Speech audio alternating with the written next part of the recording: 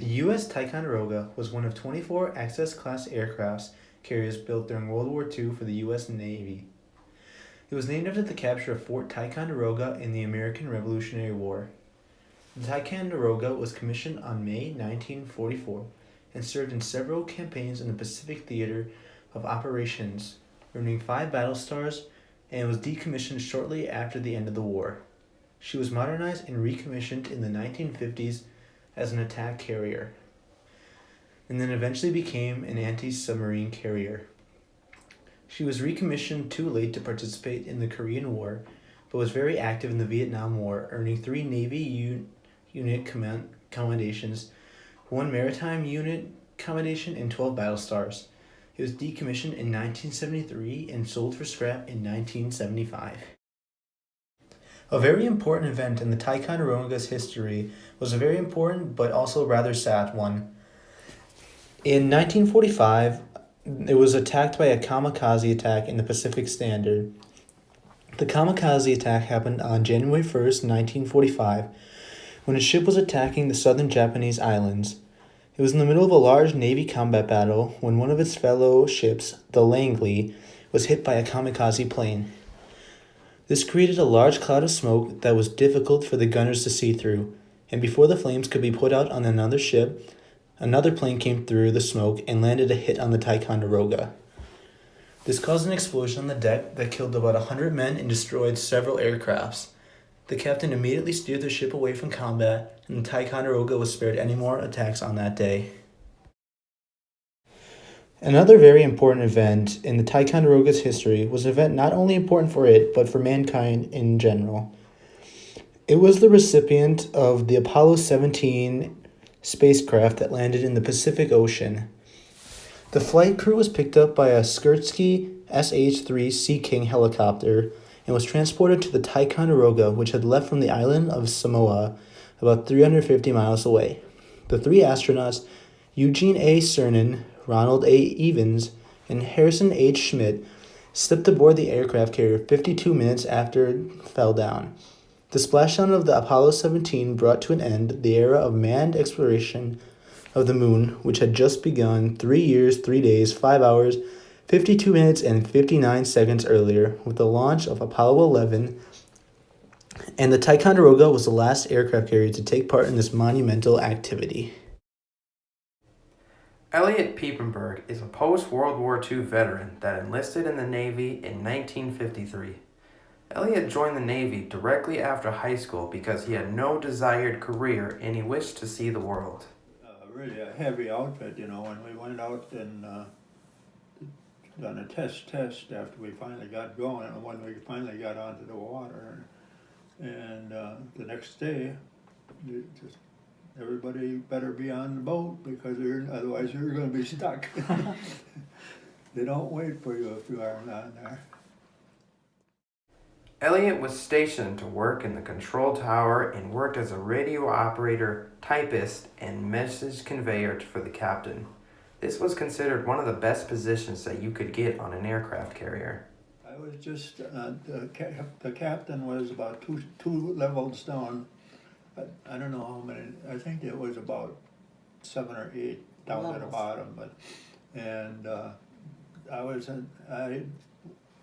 about 2 debates just down, and then the captain would give me my thing, He typed. come up. Typist. You were the typist. I would tell him how many times, how much, and I'd get this stuff from the different, like the guy running the boats, how much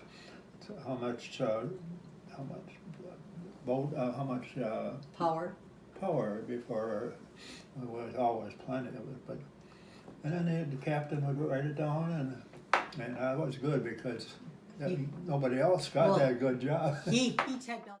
The Ticonderoga had a crew size of 3,448. The living quarters was a series of stacked beds in a small room. The room had very little furniture, besides a few drawers to keep clothing in. And but you didn't have a room by yourself. You had like a big room and they had bunks up, like how many bunks up? What, the hail? No, if you sleep in bunks, how many bunks up? Oh, about, almost as high as No, this. how many? 3, 4 high? 3. 3 high. And how many in a room? How many men in the room? I don't know, that's one for each. Well, I mean, one how for many each beds? There was more than 1 or 2 beds. But there's about 3 beds. Oh, no, 3 high, honey. Oh, But you- it was big, it was a lot You of don't guys in wanna one area. step on somebody going in there if No. you're in the top. I know, but you didn't have separate rooms, only 3 guys. It was a bigger room, but they really had maybe 50 guys in it with bunks up. In the event of a storm, ships had their objects and furnitures fastened to the floors and walls. Waves hitting the ship's side and front would create a loud booming noise that would echo throughout the hull of the ship. But otherwise, it'll go boom, boom, and it goes, and you think the bombs underneath you are moving. Sometimes but we didn't carry a whole bunch of bombs at that time Because it wasn't wartime. because it wasn't any war. Kamikaze pilots were Japanese fighter planes that would intentionally crash into ships and buildings. Kamikaze pilots posed a large threat to naval ships due to the highly flammable gas that was in the planes that could cause massive damage to the hull. Sometimes the pilots weren't that good, but they'd go to end. I saw about 3 or 4 times, and you could hear the engine wasn't going on, but boom, right down over the end of the one, and it was floating. But within about 10 minutes, here comes the smaller ship, bang, right into it, so it would sink. Yeah. They didn't want the Japs or anything to get in there and see what kind of things that they're using, So, They get the pilot out, but So, just would destroy the plane. so that was a big, costly thing, The nuclear strikes on Hiroshima and Nagasaki devastated the landscapes and killed up to 226,000 people. The lasting effects of the nuclear blast caused sickness. Many of the people who were affected by the radiation of the nuclear blast developed cancer and body deformities. But they showed you about the bombing. What a guy told us, he was there and he says, you follow me, I want to show you something. There was, I forget how many 1,000 people were killed with that atomic bomb. He took off his shirt. He says, I was a half a mile away when it blew up.